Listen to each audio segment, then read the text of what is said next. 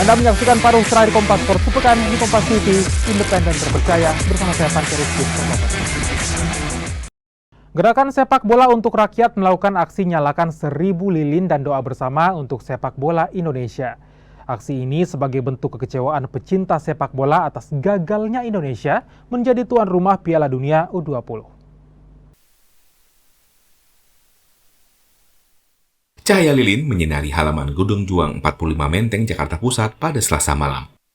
Lilin di tangan kanan dan pita hitam melingkar tangan kiri para pecinta sepak bola yang berkumpul.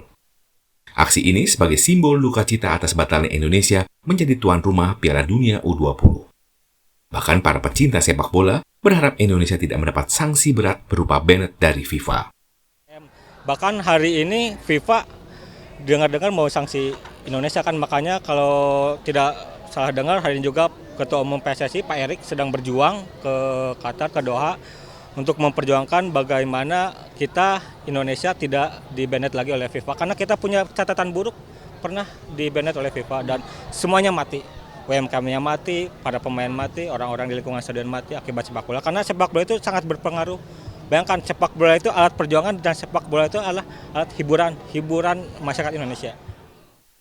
Sementara Koordinator Save Our Soccer Akmal Marhali menilai masyarakat mendambakan Indonesia menjadi tuan rumah Piala Dunia U20.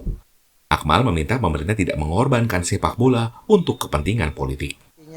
Masyarakat Indonesia amat memimpikan digelarnya Piala Dunia, dan ini tidak dikerahkan kemudian hadir karena kesadaran masyarakat kita bahwa mereka sangat mendambakan Piala Dunia bisa digelar di Indonesia. Itu yang pertama. Yang kedua, mereka sejatinya sudah punya mimpi untuk menjadi saksi sejarah Indonesia untuk pertama kalinya menjadi tuan rumah Piala Dunia.